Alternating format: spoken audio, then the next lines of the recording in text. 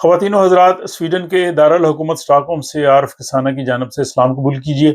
آج 25 ستمبر ہے اور آج کی سویڈن کی اہم خبریں اس ولاگ کی صورت میں آپ کی خدمت میں پیش کی جا رہی ہیں۔ اور پہلی خبر اور اچھی خبر یہ کہ سویڈن کا جو سینٹرل بینک ہے، رکس بینک، اس کے جو سربراہ ہیں، انہوں نے آج اسٹاک ہوم میں پریس کانفرنس کرتے ہوئے شرح سود میں مزید کمی کا اعلان کیا ہے اور انہوں نے 0.25% جو ہے وہ شرح سود کم کی ہے۔ عمومی طور پہ جب بھی وہ شرح سود پہ نظر ثانی کر رہے ہیں اور کٹوتی کر رہے ہیں تو 0.25% جو ہے وہ کم کر رہے ہیں، اور اب 2 مرتبہ مزید، یعنی ایک 7 نومبر کو اور دوسری جو ہے 18 دسمبر کو شرح سود پہ نظر ثانی کی جائے گی اور اس میں بھی جو ہے وہ کٹوتی کی جائے گی۔ خیال یہ ہے کہ اس سال میں جو شرح سود ہے 1.25% جو ہے وہ کم ہو سکے گی، اور آئندہ آنے والے سالوں میں بھی وہ شرح سود میں کمی کا جو ہے وہ انہوں نے اشارہ دیا ہے۔ اگر معاشی حالات جو ہے ایسے ہی رہے تو اس کا مطلب یہ ہے کہ 2026 میں اور 2027 تک جو شرح سود ہے وہ 2.25% تک ہو جائے گی۔ اور اس میں معاشی ماہرین نے کہا ہے کہ ایک طرف شرح سود جو ہے وہ آہستہ آہستہ کم ہوتی جا رہی ہے، دوسری طرف افراط زر انفلیشن جو ہے وہ بھی جو نیچے کی طرف آ رہا ہے، تو اب جو گھریلو صارفین ہیں ان کے لیے جو ہے وہ فائدہ ہو رہا ہے۔ اور تیسرا، حکومت نے ٹیکسز میں کمی کی ہے۔ تو ان 3 فیکٹرز کی وجہ سے، یعنی شرح سود کا کم ہونا، اور اس کے بعد افراط زر جو ہے اس میں کمی، اور ٹیکسز میں کمی، اور کئی جابز جو ہیں وہاں پہ اکتوبر سے جو ہے سیلری نیگوسیشن بھی شروع ہو رہی ہیں جس میں تنخواہوں میں بھی کچھ نہ کچھ اضافہ ہوگا۔ تو کہنے کا مطلب ہے کہ آئندہ آنے والا وقت جو ہے وہ سویڈن میں رہنے والے لوگوں کے لیے جو ہے وہ اچھا وقت آ رہا ہے۔ اس کے بعد جناب اگلی خبر جو ہے وہ سویڈن کے شمالی شہر خلفتیوں میں، نارتھ فولٹ میں، آپ کو پتا ہے کہ 1600 جابز ختم کی، جن میں سے 1000 جو جابز ہیں وہ وہاں کی ہیں خلفتیوں سی، اور اس میں کئی لوگ جو ہیں وہ ورک پرمٹ والے بھی ہیں جن کے لیے کافی پریشانی ہے۔ اس حوالے سے مائگریشن بورڈ تو ایک بات کر ہی رہا ہے ان کے ساتھ، نارتھ فولٹ کے ساتھ، لیکن وہاں کی جو میونسپلٹی ہے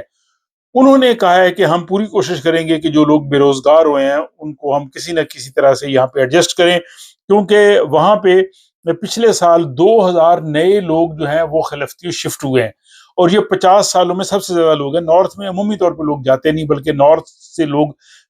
ساؤتھ اور سینٹرل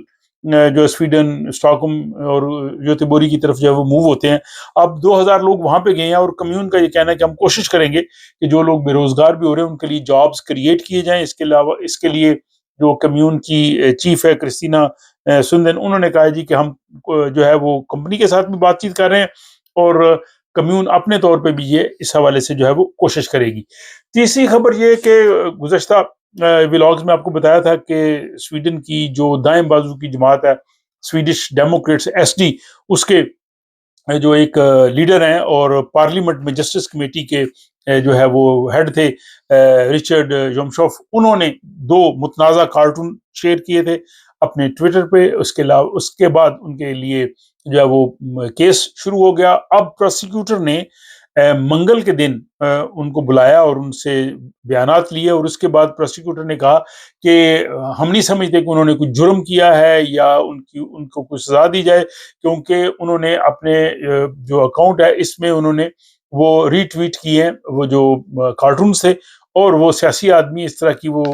بات کر سکتے ہیں، اس لیے ان کے خلاف جو جرم تھا اب وہ نہیں رہا، اور ان کو اس لیے ایک لحاظ سے بری کر دیا ہے۔ لیکن اس کے باوجود جو ملک کی 2 بڑی جماعتیں ہیں، سیاسی جماعتیں، سوشل ڈیموکریٹس اور گرین پارٹی، ان نے کہا جی کہ اس کے باوجود ان کو واپس اپنی سیٹ یعنی جسٹس کمیٹی کی صدارت میں نہیں آنا چاہیے، لیکن وہ کہہ رہے ہیں جی کہ وہ اپنی اس جسٹس کمیٹی کی، پارلیمنٹری کمیٹی کی صدارت جو ہے وہ سنبھال لیں گے۔ اور چوتھی اور آخری خبر یہ کہ سویڈن کی حکومت جو ہے وہ سنجیدگی سے غور کر رہی ہے کہ اسکولوں میں، یعنی پہلی کلاس سے 9ویں کلاس تک، اسکول کے جو تدریسی اوقات ہیں اس کے دوران بچوں کے لیے موبائل فون استعمال کرنے پہ پابندی لگائی جائے۔ تو اس حوالے سے وہ اسکول کا جو قانون ہے، اسکول لاگن، اس کو چینج کرنے کے حوالے سے سوچ رہے ہیں۔ یہ جو سویڈن کی وزیر تعلیم ہے انہوں نے آج اس حوالے سے جو ہے بات کی ہے۔ تو یہ تھی جناب 25 ستمبر کے دن کی اہم خبریں آپ کی خدمت میں پیش کی ہیں۔ ہمیشہ کی طرح آپ اپنی رائے سے ضرور آگاہ کیجیے، اور اس کے ساتھ ہی مجھے اجازت دیجیے۔